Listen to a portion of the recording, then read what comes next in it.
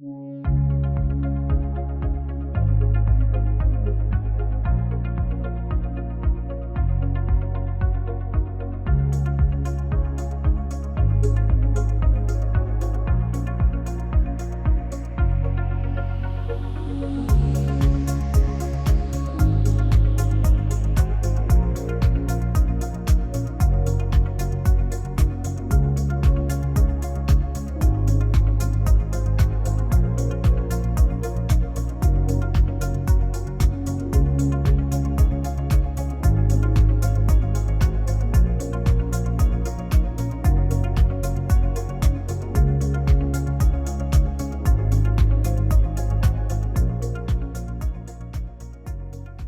morning, everybody. So this summer, my research was tasked with dealing with Homer's Odyssey. So Homer's Odyssey was originally written in Homeric Greek in around the 8th or 7th century BC. It's actually one of the oldest living pieces of literature still left around that's relevant in academic environments.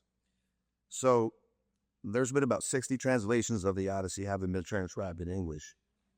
I was tasked with taking two of those, Emily Wilson, who's the only female to have ever produced a translation, and Daniel Mendelsohn.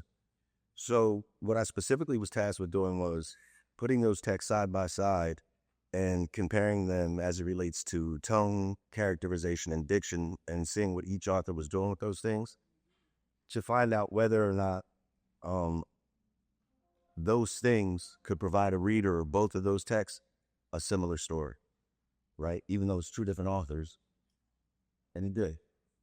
So to give you a little insight about what tone, diction, and characterization is, tone is that the thing that basically it's the emotional quality or attitude in the language and establishes the overall mood and feel of something we're reading.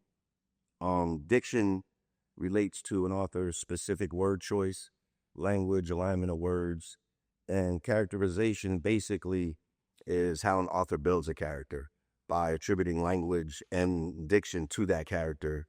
And oftentimes when we read books, we have this connection or lack thereof. Maybe we like a character, we love a character, we don't like the book at all. These all have to do with tone, characterization, and diction. And these things often go unnoticed, and us wondering why we have these connections, whether visceral or, again, negative outlooks on whatever we're reading. So what I did was I took a passage from each author's text and put it side by side. It's a little bit nuanced, my research, so I'll explain better if you come to my table. However, what I did was put them side by side. Just take a passage and look how each used language, each used diction. And what's funny is you see that there's different word rhythms based on how long a passage is or how short it is.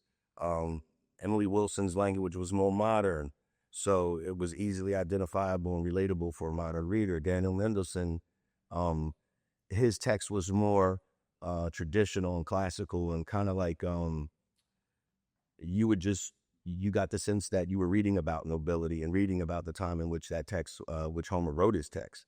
So again, there's a lot to talk about. I attributed some music, lyrics and music define a song, right? It has tone, characterization, and diction. So what I did was I found two songs, picked one for each passage, and I'll explain that there. If you come and see me and a little bit more about my research, I'd like to give some acknowledgments here. And thank you everybody for coming, and thank you guys for your performances. They were great.